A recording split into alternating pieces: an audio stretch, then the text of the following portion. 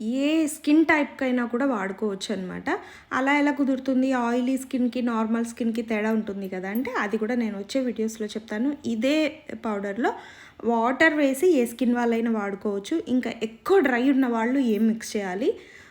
ఎక్కువ ఆయిలీ ఉండి ఇంకా పింపుల్స్ అలా పెద్ద పెద్దగా వచ్చేవాళ్ళు ఏం మిక్స్ చేయాలి అనేది నెక్స్ట్ వీడియోస్‌లో చెప్తాను నేను.